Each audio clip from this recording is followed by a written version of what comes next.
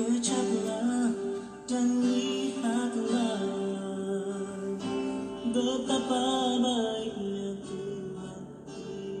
Shalom Bapak Ibu, Saudara-saudari yang terkasih dalam Kristus Yesus. Hari ini kita kembali disapa oleh firman Tuhan. Tetapi sebelum kita mendengarkannya, marilah kita berdoa. Kasih karunia dan damai sejahtera dari Allah Bapa kita dan dari Tuhan Yesus Kristus menyertai kamu. Amin. Firman Tuhan yang menjadi renungan bagi kita hari ini, yang tertulis di dalam kitab Galatia 5, ayat yang ke-25, beginilah firman Tuhan.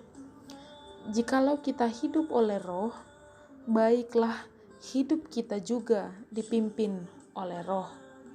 Saudara-saudari yang terkasih, apakah yang dimaksud dengan hidup oleh roh? Dan bagaimanakah gambaran hidup yang dipimpin oleh roh? Untuk sampai kepada tahapan hidup yang dipimpin oleh roh, tidaklah hal yang mudah, tetapi ada langkah-langkah yang harus kita tempuh, ada langkah yang harus kita lalui, yaitu yang pertama, kita harus menyadari bahwa peran roh dalam hidup kita sangatlah vital, sehingga dengan kesadaran itu, kita bisa menerima roh untuk bekerja di dalam hidup kita. Dan yang kedua, kita harus hidup oleh roh, maka dengan cara itu kita dikuatkan untuk menggantikan perbuatan-perbuatan daging atau perbuatan-perbuatan hawa nafsu kita dengan perbuatan-perbuatan yang baik. Setelah melalui langkah itu, barulah kita sampai kepada tahapan yang dinamakan hidup yang dipimpin oleh roh. Saudara-saudari, sebagai seorang Kristen, sebagai orang pengikut Yesus, sebagai anak-anak Tuhan Allah, kita hidup di dalam roh. Dan karena itu, kita ini harus berusaha berjalan di dalam roh itu sendiri. Tidaklah mudah untuk melepaskan segala keinginan daging kita, dan juga tidaklah mudah untuk hidup di dalam roh.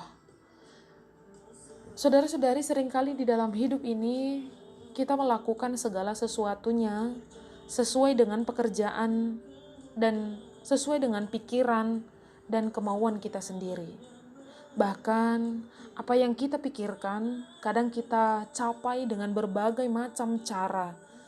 Lepas dari orang suka dengan cara kita, lepas dari orang berkenan dari cara kita, yang penting apa yang kita pikirkan itu harus tercapai. Dan juga apa yang kita mau di dalam hidup kita ini, juga kita berusaha untuk mendapatkannya.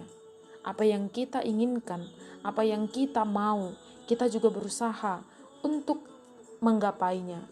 Tetapi apakah yang kita pikirkan itu sudah sesuai dengan tuntunan roh? Dan apakah kemauan kita itu sudah menunjukkan buah dari roh itu sendiri? Saudara-saudari, ini adalah perenungan yang benar-benar harus direnungkan dan harus dilakukan di dalam hidup kita. Hidup kita ini sudah dipimpin oleh roh, maka sebuah keharusan, suatu keharusan dalam hidup orang Kristen untuk hidup di dalam roh itu sendiri, supaya hidup kita ini memancarkan terang dan memancarkan buah-buah dari roh itu sendiri, kasih, sukacita, dan lain sebagainya. Ini adalah kewajiban kita, ini adalah sebuah keharusan bagi kita. Maka bagaimana kita untuk sampai kepada tahapan itu, sampai kepada tahapan hidup yang dipimpin oleh roh?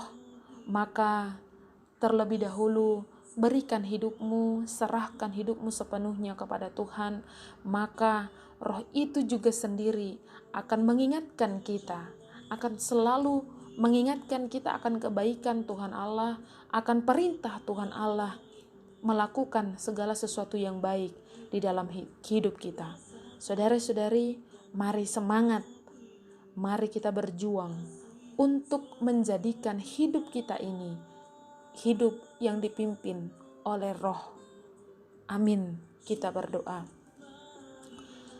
Terima kasih Tuhan untuk firman-Mu yang kembali memberikan kami semangat hidup, memberikan kami semangat untuk melakukan segala sesuatu pekerjaan kami. Tuhan, kami mohon, tuntunlah kami melalui Roh Kudus-Mu, supaya kami senantiasa boleh berjalan, dan supaya hidup kami ini senantiasa dipimpin oleh Roh. Tuhan, kuatkan kami untuk menanggalkan segala keinginan daging kami, dan kuatkan kami untuk melakukan segala perbuatan yang baik, yang berkenan di hadapan-Mu. Lindungi kami Tuhan, berkati kami, dan kiranya Engkau juga yang mengampuni segala dosa kami. Doa kami ini Tuhan, kami sampaikan melalui Putra-Mu, Tuhan Yesus Kristus, Juru Selamat kami. Amin.